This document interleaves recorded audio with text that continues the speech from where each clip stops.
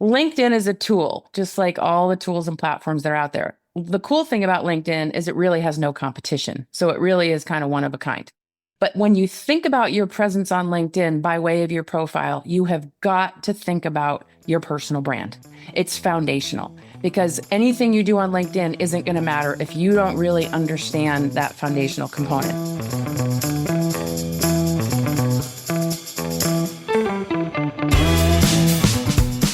Welcome to the Agents of Change, the podcast experience you've been waiting for your entire marketing career. Search, social, mobile, AI, blockchain, and neuromarketing. These are the Agents of Change, and so are you. Digital marketing success awaits, and your transformation begins now. Welcome back to another episode of the Agents of Change podcast. The podcast is here to help you reach and engage more of your ideal customers online. My name is Rich Brooks. I'm your host. This is episode 584, powered by Flight New Media. Because change doesn't happen by accident, and it rarely happens alone. If you're ready to shake things up with your marketing, we've got the team to back you up. From SEO and paid ads to branding and web design, Flight New Media has been helping small businesses challenge the status quo since 1997. Visit takeflight.com or theagentsofchange.com, and I will get back to you personally. As I've mentioned more and more over the past 5 years or so, LinkedIn is really the only social media I care about anymore. I'm only on Facebook for the marketplace, and I see Reddit more as an informational discussion group than a social media platform. So I was excited to bring back a dear friend today and discuss how you can make the most of the platform and boost your visibility. This was timely advice as I'm doing a couple of LinkedIn training sessions for business leaders early next month, and I picked up a few new tips that will help those owners grow their audience and recruit new talent. Once a month here at Flight, we have our professional development day. It's actually a half day where we all get together in the office, and we've done different things like bring in guest speakers to talk about customer experience, to talk about AI, to talk about nutrition. Yesterday, we did an interesting experiment or exercise maybe, where we talked about the idea of what would it look like if we rebooted Flight with none of our previous clients, none of our previous history, none of our previous offers, and was basically starting from square one, but with the same 10 people.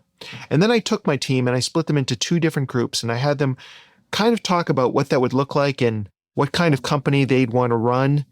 And there were definitely some parameters. I said we had to be client facing. We had to always put the client's needs first. You couldn't let anybody go, but you could rearrange the chairs and a few other things as well. And they went off for about an hour or so. And then we came back together as a group and each side kind of presented their vision. And it was interesting because they weren't exactly the same, but there were some really interesting similarities between both groups. Things like they wanted longer term relationships with clients and deeper relationships, and they talked about some of the things that they wanted to do. And I ended up picking up some really interesting nuggets that we're going to try and work into the company.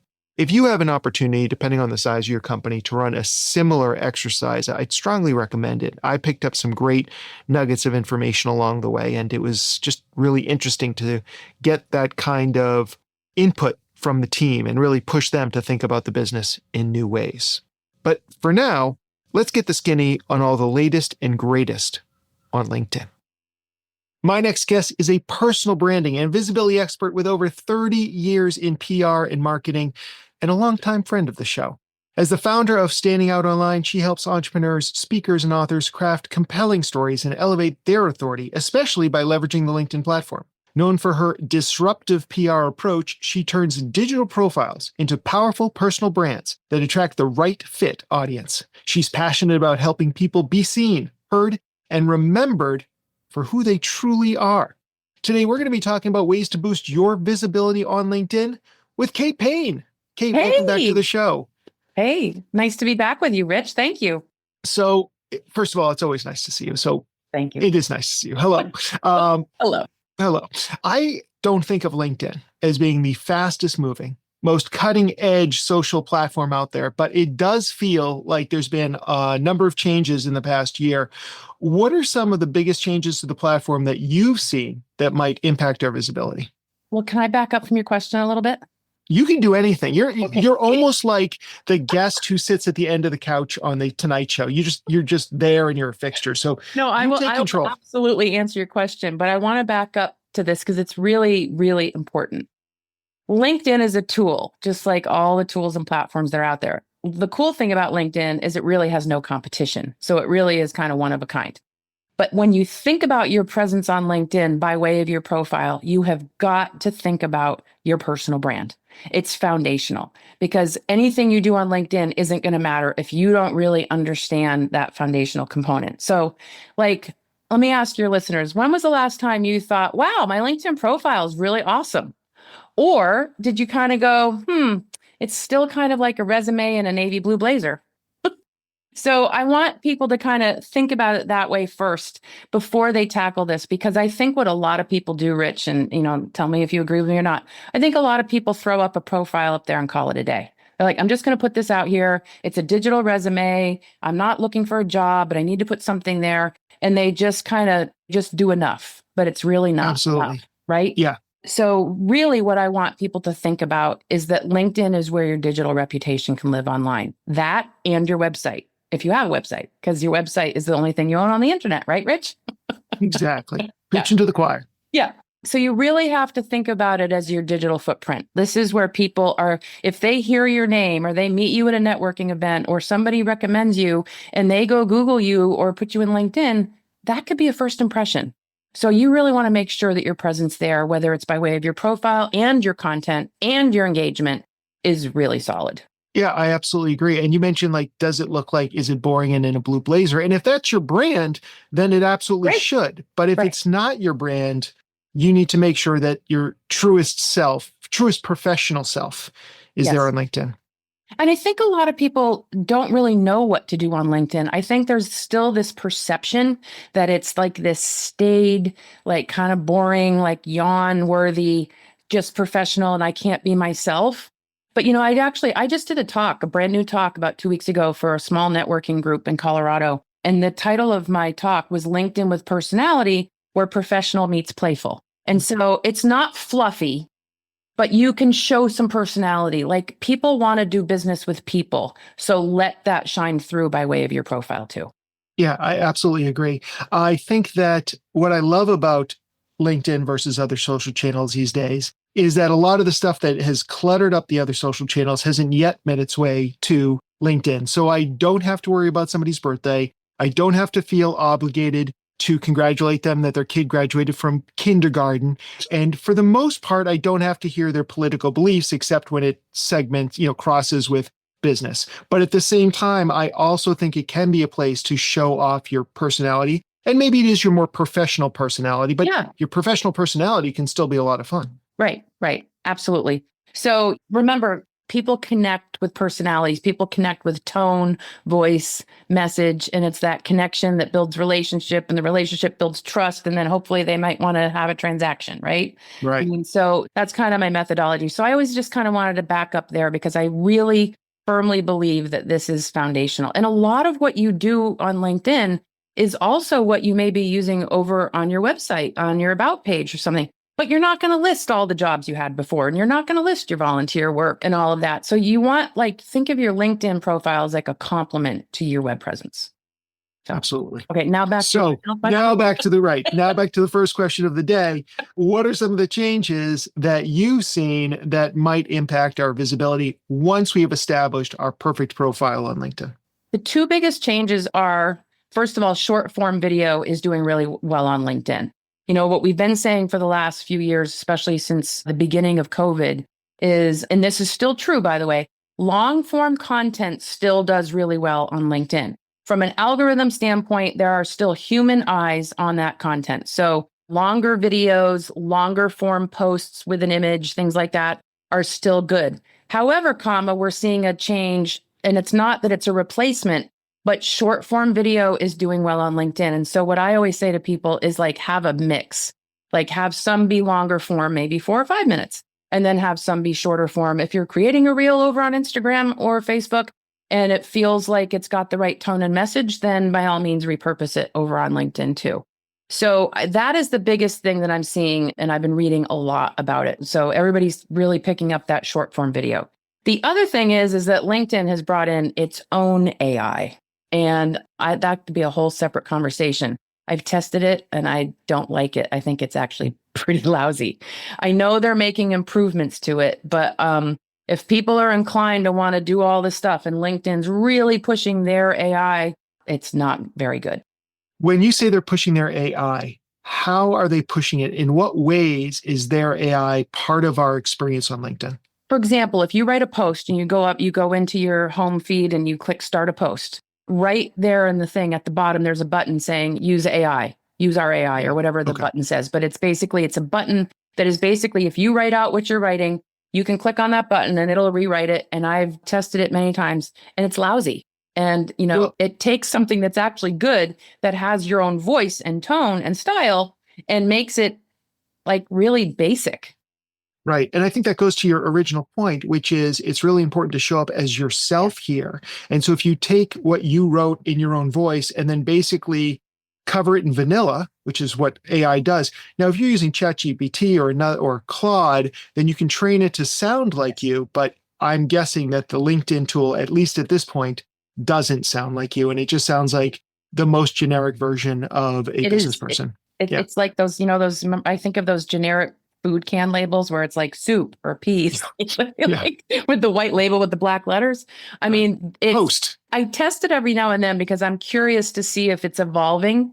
It's evolved like a little bit, but I'm sure it'll get better. And I'm sure that they're trying to do these things just like everybody else is trying to bring on AI.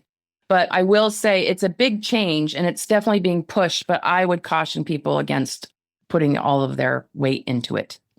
Yeah, I agree. I generally don't like AI to write for me in general, but even if I was going to do it because I ran out of ideas or whatever, I would probably go into ChatGPT or Claude, ask it for something to say on LinkedIn and go start from there. But again, not recommending that. But well, when you and I were at the Jessica Phillips social media event in Ohio 3 years ago, Jordash Johnson was there, and he's a really good AI expert. I learned a lot from him. In fact, when I put in he was the one that really encouraged me and inspired me to go into ChatGPT. So I've been using ChatGPT 2.5 years maybe now. And I've really taken it on a lot in the past year to help me with my LinkedIn content for sure. But it helped me hone my content pillars. It helped me hone my topics. But I never, ever take what it gives me verbatim, because as we've heard many people say, AI has no soul. So I still put my own voice to it. But of course, I've been using my same like chat thread or whatever you want to call it, with my persona, with my voice, and it's training and remembering, and it's better than it's ever been as far as I'm concerned. But one of the things that I think people can really do to really make their LinkedIn presence different is to really incorporate like their slice of life story, like an origin story. It doesn't have to be long, few sentences. My LinkedIn profile starts out in my about section. I was an avid news junkie in 7th grade.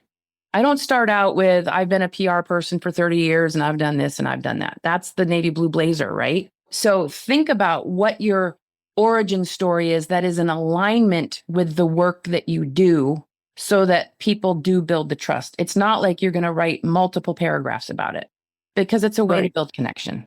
So I just want to say my about section starts with, at a company party years ago, my boss hired a psychic who told me I needed to trust my gut more. So the next day I quit my job and started helping companies generate more leads online. Perfect. That's probably the only person in the universe who had that exact same, origin story. So yeah. And I can tell you that no one says I was an avid news junkie in 7th grade and I wanted to be the next Diane Sawyer back in junior high. Oh, I like that. Yeah. So, I mean, like no one has that. So this is the piece though, that people aren't going to find anywhere else. And that's what I love about when you look at your LinkedIn profile, try to make it different, try to make it stand out, be a differentiator in your marketplace, and have whatever you have there be different than where all the other channels are and your other content and profiles so that it's memorable. So let's go back to the first thing you talked about, which was the short form video. Yep. Tell me a little bit about your strategy and the strategy you're sharing with your clients in terms of how often you're doing it, technical stuff like are you going square, are you going portrait style, things like that, just to get us started. Well, I'll be completely honest with you. I'm really just starting to build it up. A lot of my video that I was using, as you and I were talking about before we got on live here, is that I've been doing my Coffee with Kate show for 6-7 years. Mhm. And I've gone off and on StreamYard doing it live on camera. And now I'm back to doing that again, but we're also putting it on YouTube and we're stripping out the audio for the podcast channels. So we're kind of doing all of it. So a lot of my video had been sort of the landscape format, Sure. and it was a lot of the snippets of my Coffee with Kate show. So now this short form video, I've really been, reading about this and seeing this only in the last couple months. So I'm now kind of figuring out how to transition into that. I've done some occasional, I just pull my phone out and I've done some occasional like regular videos on my phone, interviewing somebody at a conference or something like that. And then I've been posting that. But so I haven't done a lot of that yet, but it's in the works, literally. Right. So, I've been experimenting and inconsistent so far myself, What doing format little are you promos. are you doing I'm vertical or literally are you just doing- setting up my phone Yeah. and then recording myself talking about this week's episode of the Agents of Change podcast. Oh, But I have cool. not been as consistent as Yeah. I need to be because that is the name of the game. Yes, exactly. When I work with people like I've got this new group program. And so I took a lot of people who really haven't done much on LinkedIn at all. Like, it's this typical, like, I've been on LinkedIn for however many years and I really don't know what to do there. So when I took them into this deep dive and the focus was on content and engagement, and I had them dip their toe into using ChatGPT for content, when they started to realize the possibilities of what they could be doing, now they're all like our class just ended 2 weeks ago. It was a 6-week class. And now they're posting all kinds of content and they're getting engagement on it. And so I'm watching it not only to be a cheerleader for them, but watching it to see if if it's catching on. And then, it's anecdotal right now, but it seems to be catching on. And I think the other cautionary thing with short form video on LinkedIn is not a lot of it. You might see it on Instagram all the time by way of reels or whatever. I think if you're going to do it on LinkedIn, be more intentional with it and not overload it. I still think you need text with posts. I mean, with images, you know what I mean? I think you need to mix it up. If you're going to post 2 or 3 times a week, don't post the same kind of content all the time. And I may be wrong about this, but I only see short form video on my phone when I go into that specific tab for short form video. So unless people are actively doing that, even though I've heard great stories about engagement, if you're only doing that, you're missing a huge part of the population on LinkedIn who might only be using it on desktop or isn't necessarily going into that tab. So that's another thing to keep in mind. So I like your advice of kind of mixing it up a little bit. Yeah, I agree with that too. I mean, of course, I'm in LinkedIn all the time, but I use LinkedIn primarily on my desktop. It's just because I'm usually writing things that are longer, or I'm reading things, or I'm commenting on things. And frankly, it's just easier to see, Yes. to be honest. And at the same time, I only pay attention really to my notifications in LinkedIn. So if I see the little red bubble with 12 things or 25 things, I go there. I don't, like I do on Facebook, I don't go to the feed in LinkedIn and just sort of willy-nilly scroll through. I just don't. It's just there's Right. too much. There's too many sponsored and promoted. I don't have that kind of time. I do it in Facebook though. So it's just kind of funny how we have those different behaviors.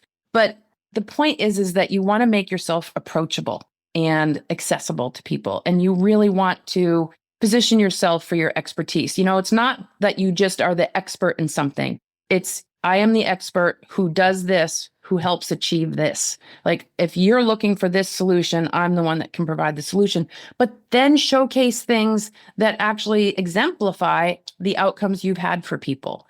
I don't think enough people do that on any channel or even on LinkedIn. Yeah. I think sometimes we're really good at listing our features and our benefits, but we're not really showing the results people have sometimes. And I think there's a really great content opportunity there. How much of our post do you feel should be that kind of promotional, whether it's features, benefits, or it's outcomes based versus just kind of education, establishing rapport? Is there a ratio principle, some sort of ratio that you have in the back of your head when it comes to the type of post that you're doing in terms of where on the funnel somebody might be? I don't know if I have a ratio, but I would say that the promotional part on LinkedIn specifically should only be about 10%. And I've read a lot of algorithm reports and data things that echo the same thing.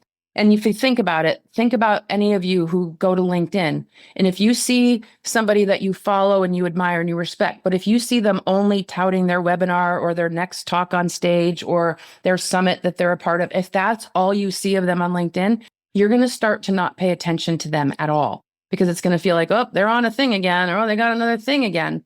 And for a while, a lot of people were doing that on LinkedIn because it was professional.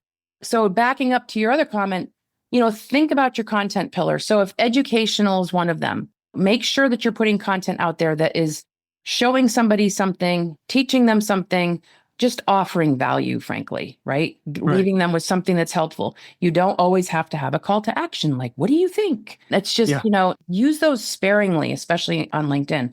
But 10% from the promotional standpoint, like when I do a webinar, I only really probably I usually promote for 2 weeks before it. And I put out maybe a total of 4 to 5 posts about it. And I change up each one, but I'm also offering something that is an outcome versus check out my next webinar, register here. You know what I mean? And the other thing I'm doing now is I'm collecting more video testimonials of people who've been through my class. And I'll use those going forward because that person can say, I took Kate's class and I learned X and you could too. You know what I mean? I'm being kind of corny about that, but that is much more enticing to me than it is just me being the talking head all the time. We've talked a lot about creating content for the newsfeed on our own behalf or to our audience. What type of effort do you put towards commenting or engaging with other people's content on the platform? A lot more than I used to. And one of the things that we're finding out about with some of the new algorithm changes is that, again, LinkedIn has human eyes behind their algorithm. Yes, there's the secret sauce and all that. But, they still have a cap of first level connections of 30,000 people because and the reason I mention that is because it underscores quality over quantity. So it's very important. Engagement now is with other people's content is something that the algorithm is paying attention to. So I translate that into each of you who are using LinkedIn should be a good LinkedIn citizen, a good LinkedIn neighbor, right? So it's not all your own content. You need to go, again, the notifications tab is helpful. It'll show you people you're connected to, like Rich Brooks just posted about this. And I'll be like, oh, I'm going to pop over to Rich's and I'm going to put in a comment. And not just like, great job, Rich. Like, Rich, I loved your point about and spell it out. Like, put something in there. If you're going to share other people's content, share it, tag them. And a cautionary thing on tagging, by the way, and this is specific to LinkedIn too. Only tag somebody if you think they're likely to respond. Like if you read something by like Brene Brown and you want to tag Brene Brown, hoping she's going to comment, it probably won't happen. And the algorithm will ding you for tagging somebody that doesn't engage. So only tag people that you think are likely to reply or make a comment or something like that. But again, judiciously, like don't go crazy tagging people either. So think these things through a little bit. I think thinking about that, it's more that you don't want to tag like 12 people, 15 people in these posts. And that's what I see a lot of times. So-and-so mentioned you on LinkedIn. I go there and I have to scroll through 27 names even to find myself. That is going to bring very little value. Personally, if I was going to quote Stephen King and he was on the platform, I'd probably tag him, even if it hurt my algorithm, just because I wanted to let him know. Yeah. I'm thinking about you. Plus he lives in Maine. So he lives in Maine. So there's that connection, right? Plus we're both Red Sox fans. So how do you advise your clients when it comes to maybe some industry specific trending topics? How do you avoid sounding like everybody else when everybody is talking about tariffs or AI or something like that? What advice would you give people? Well, I'll give you a PR answer and then I'll give you a LinkedIn answer. So the PR answer is do pay attention to the news. If you are, and maybe it's not tariffs, but if there's something going on in the news that is in alignment or resonates with what you do, use that as an opportunity to showcase your opinion, your thought leadership on that topic. That is being on trend. That's being on point. And from a PR standpoint, that's actually really valuable. Okay. So that's a really good practice to do. Again, judiciously, right? The other answer is to think about your own content pillars. People usually have about 3 or 4 content pillars. And what you do over on Instagram, there may be room to repurpose that on LinkedIn, but your voice is going to be a little bit different on LinkedIn. And you've got to speak to that. Like maybe you do a behind the scenes thing at a conference and it's more like I just met the keynote speaker. And so you put it up on Instagram and it's more playful. But then you could take that same thing and put it over on LinkedIn and talk about, I got to meet the speaker and we talked about this more in depth. And it was such a nice place to be able to talk about this. And I shared this and that. You know what I mean? Like you can go a little bit deeper where you're still being professional, but you're also showing some personality. So I would say that knowing those content pillars for you as well. So like maybe education, awareness, right? That's one. Behind the scenes is a really good one. The majority of my content, when I do behind the scenes stuff, I get the most engagement on that stuff. People love it. Again, your voice is a little different on LinkedIn than it would be on Facebook and Instagram, but you could still use the same video or the same pictures. Just have your angle be a little bit different. Other people's content is another good way to engage with people because again, being back to being that good LinkedIn neighbor. You're showcasing other people. Maybe you're showcasing a client or somebody that you respect. And then the promotion is probably the least of it. You should still have some in there. People expect some. Just don't do it all the time. It just gets old. So one of the things you had mentioned that you should use judiciously is the idea of comment in, like leave a comment if you agree, or tell me what you think about the comments, which is a tactic we've all tried at one time or another. What are some ways that we can get real engagement on some of these posts, if for no other reason than we want to show to the LinkedIn algorithm that people like us and pay attention to us? That's a great question. I think we all used to do like, what do you think about this? It was a very open-ended, generic kind of call to action, right? And people have gotten used to it and nobody responds anymore. So dependent on your topic in your actual content, ask a pointed question. Like ask something that's really going to get somebody to think about it. But only do that judiciously on occasion. I think we were all trained for a long time in social media to put a CTA at the end of every post. And then if you have 4 or 5 posts a week, it's just like, it's ridiculous and people don't want to even engage. So I think a pointed question is a really good thing. I think one of the things that's more popular, and I think it started on Instagram, and you may have seen this too, is respond with a 1 word. And so sometimes that can be good because then it's an opportunity for you to DM somebody. But make sure you have a plan for what that is. Like if just drop the word, I want to know more or something, or the phrase, I want to know more. And, I'll reach out to you. So, but make sure you have a plan and a strategy for that. Like, don't just willy-nilly put it out there because then you could get 30 people and you're going to be like, what do I do? Yeah. Or 300. Yeah. One of the tactics I'm seeing more often is say whatever it is, and I'll send you the free report, which is another, funnel tactic that people can use. And I'm not judging. If it works for you, great. But I also think, it depends on what is that brand that you're trying to put out there on social media and specifically on LinkedIn. Exactly. I mean, I might use it for a webinar. One of the things I do is like, if I do a webinar, I don't know if I've ever done the same topic twice. I mean, there's always going to be overlap. I mean, LinkedIn is LinkedIn or personal branding or PR. It is what it is. But I'm always trying to find something that is a different angle and a different hook, which is what you do when you're in PR, like I am too. Yeah. So that's important. I think a lot of times we were taught with social media, wash, rinse, and repeat. And I actually think you're hurting yourself if you're doing that. That doesn't mean you can't have a plan, but make sure you're staying innovative because everybody clues into this stuff really fast. I mean, Michaela Alexis, another fellow LinkedIn expert, and Mick, she posted a couple days ago about how she's able to tell when people use AI. Like you can just tell. And I'm one of them. I mean, back in the early days, do you remember like if you saw a beacon in Tapestry in the content, it was like, you knew that was from ChatGPT. So you don't want to be that person. People who are savvy, and most people are pretty savvy, catch on to that. So it's a mix of different things. So for an owner or marketer at a small to medium-sized business with little time to spare, what is the most valuable or value-packed way that they can spend their time on LinkedIn? I would say that if they're going to get into a consistent posting schedule, and they want to do something quick and easy, then at least post 1 time a week minimum. And you don't need, and 2 to 3 is great. You don't need to post every day on LinkedIn. So I would say post once a week, but plan it out. Plan a calendar, whether you have a VA that can help you or a social media manager, or even go, if you use AI, go into ChatGPT and ask it some really pointed questions, some prompts to get you some really detailed information. I mean, I've got a couple right here if you want me to share. Yeah, please. So these are some sample prompts that I shared with my group. So for a content theme, suggest 5 content themes for your industry or profession, targeting your right fit audience to build engagement and authority on LinkedIn. Now, if you already have a chat going in your ChatGPT or Claude or whatever you use that has your persona in there, it should be able to give you some really pretty good ideas. Another one is trending topics. I was talking about like things that are on trend or on point. What are 3 current trends in your industry that I could write about to spark engagement on LinkedIn? Because the cool thing about some of these AI tools, they at least know the different types of voices for different channels, for the most part. Certainly they understand LinkedIn. Absolutely, for sure. Yep.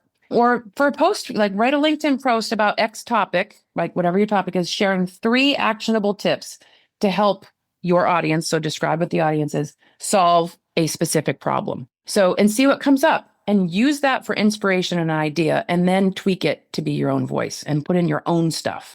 Yeah. And pro tip, if you have been posting for a while on LinkedIn and you like your voice, but maybe you just are struggling, you can scrape that content from LinkedIn, feed it back into ChatGPT and train it up in your voice, how you like to talk on LinkedIn.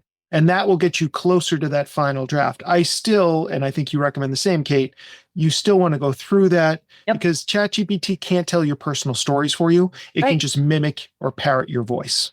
You know, when I work with my VIP clients and I interview them in an intensive, it's 2 hours for their story. I am trying to tease out their story nugget. Once I get that, I actually still have a writer. I have 2 actually that I hire to write, but we use AI and I will take that story transcript and I will feed that into AI so that that story is there, so that we have that AI knows that this is a human with a real personal story here, and to give it some soul, because AI on its own has no soul. Words to live by. Kate, if people want to learn more about you, your webinars, your trainings, where can we point them? Well, they can go to my website at standingoutonline.com. You can certainly connect with me on LinkedIn at Kate Paine, and it's Paine. So send me a DM there or email me at kate@standingoutonline.com, and I'm happy to send any information. Awesome. We'll have all those links in the show notes. Kate, thanks so much for coming back. You're so welcome, Rich. I always love chatting with you. Thank you.